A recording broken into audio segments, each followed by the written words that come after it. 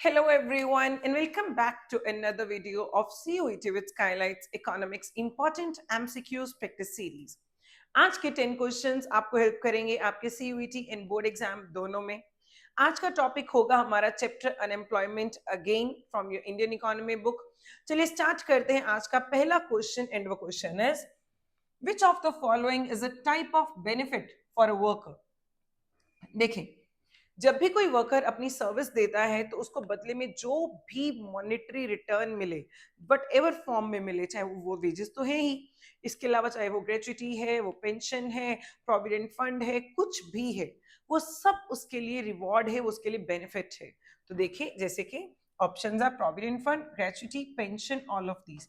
तो the right answer is all of these. ये तीनों ही हमारे वर्कर के लिए बेनिफिट्स हैं। The right answer is D option. Next question. The government, through its what, enable Indian workforce to protect their rights in various ways.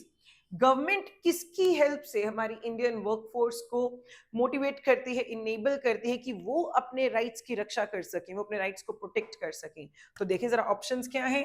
Planning, labour laws, decisions, none of these. Right answer is sorry, labour laws. तो government अपने labour laws की help से enable करती है Indian workforce को अपने rights की protection करना। ठीक है, okay. Next question. Workforce forms what, bargains with employers for better wages and other social security measures। तो वर्कफोर्स क्या ऐसा बनाते हैं जिसकी हेल्प से वो अपने एम्प्लॉयर्स के साथ बेटर वेजेस के लिए बार्गेन कर सकते हैं, सोशल सिक्योरिटी मेजर्स के लिए कर सकते हैं। तो देखिए जरा options. Trade unions, trade affairs, trade strategy, trade plans. This is not the answer, this is also not the answer, even this is not the answer. Right answer is A option, that is trade union. हमारी जो labour है, हमारी जो workforce है, वो एक trade union की help से अपने एम्प्लॉयर्स के साथ बार्गेन कर सकती है for better wages and other social security benefits. Okay, next question. तो देखें, the categories of workforce are formal and informal sectors, organized and unorganized sector, both A and B, neither A nor B. The right answer is both A and B.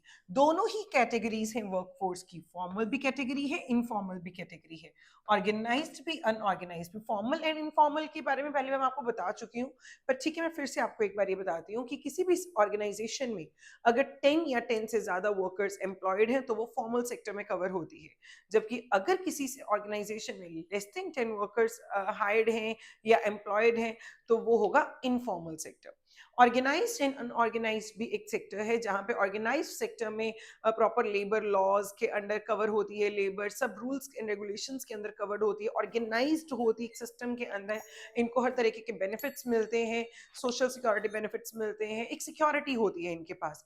जबकि जो unorganised sector की labour है वो इतना organised नहीं होती, उनके लिए स्पेशल कोई लेबर लॉस नहीं बने होते, ये कवर ही नहीं होती उनके अंदर। ये यूं कह लीजिए कैजुअल भी हो सकती है इसके अंदर लेबर, जैसे कि डेली वेजेस भी हो सकते हैं, इनके पास वो सिक्योरिटी और अदर बेनिफिट्स नहीं होते। तो इसी हिसाब से दोनों ऑप्शंस ठीक हैं, इसीलिए both A and B. Okay, next question. All the public sector establishments and those private sector establishments which employ 10 hired workers or more are called dash establishments। मैंने अभी आपको बताया कि जिस एस्टेब्लिशमेंट में 10 या 10 से ज्यादा वर्कर्स एंगेज होंगे उसे हम फॉर्मल सेक्टर एंटरप्राइज ऑर्गेनाइजेशन कह सकते हैं। तो देखिए जरा options. Formal sector, informal sector, private sector, public sector. ये तो बिल्कुल ही बाहर है, ये भी बाहर है। Right answer is formal sector. Next question. Informal sector includes, तो इनफॉर्मल सेक्टर में क्या आएगा? फार्मर्स, ऑब्वियसली फार्मर्स आएंगे। एग्रीकल्चरल लेबरर्स आ सकते हैं, बिल्कुल एग्रीकल्चरल लेबरर्स भी आएंगे। ऑनर्स ऑफ स्मॉल, जहां स्मॉल एंटरप्राइज आए, ऑब्वियसली लेस देन 10 है, तो right answer is all of these. Next question. A situation where percentage of workforce in the formal sector tends to decline, ऐसी situation जहां जो formal sector का workforce है उसका परसेंटेज डिक्लाइन हो, एंड इनफॉर्मल सेक्टर में परसेंटेज राइज हो उसे हम बोलते हैं informalisation of workforce. Informalisation of workforce का मतलब क्या है कि जब कभी भी आपकी वर्कफोर्स फॉर्मल सेक्टर से कम होगी, फॉर्मल सेक्टर में उसका परसेंटेज कम होता जाए और इनफॉर्मल सेक्टर में उसका परसेंटेज बढ़ता जाए, तो इसे हम बोलते हैं इनफॉर्मलाइजेशन ऑफ वर्कफोर्स। ओके, तो देखिए जरा, option A is the right answer, informalisation. इसका कैजुअलाइजेशन होता है जब कैजुअल लेबरर का नंबर बढ़ता जाए, जॉबलेस ग्रोथ भी नहीं है, नन ऑफ दीज भी नहीं है।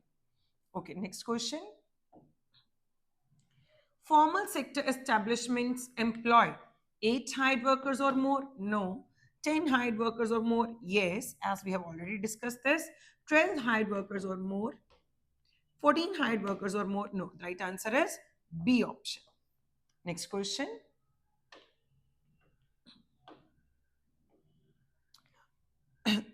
Agricultural laborers, farmers, owners of small enterprise which employ less than 10 workers fall in the category of. तो देखें, agriculture labourers, farmers, honours of small enterprises जो 10 वर्कर्स से कम एम्प्लॉय करते हैं वो कहाँ कवर होंगे? वैसे तो हम ये क्वेश्चन ऊपर देख के आए हैं, पर वहां पे सच मेंशन नहीं था, वो एज्यूम्ड था। यहाँ पे मेंशन है कि इनके पास ऑलरेडी लेस देन 10 वर्कर्स हैं। ठीक है, तो right answer is formal no, informal yes, casual no, regular no. Okay, next question. Due to the recent efforts of which international body the Indian government initiated the modernization of informal sector? तो देखिए, World Bank, International Labour Organisation, World Trade Organisation और G20। The answer is ILO, International Labour Organisation. इसके efforts के कारण Indian government ने initiate किया है informal sector की मॉडर्नाइजेशन को। तो देखें, ये थे आज के 10 इंपॉर्टेंट क्वेश्चंस जिनसे आज हम कंप्लीट करते हैं 450 क्वेश्चंस।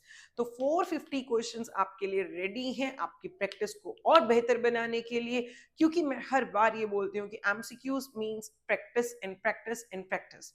तो अगर आप और क्वेश्चंस की प्रैक्टिस करना चाहते हैं तो स्क्रीन पे दिए गए QR कोड को स्कैन करें एंड प्रैक्टिस करें, और बहुत सारे important MCQs with the help of mock papers of CUET।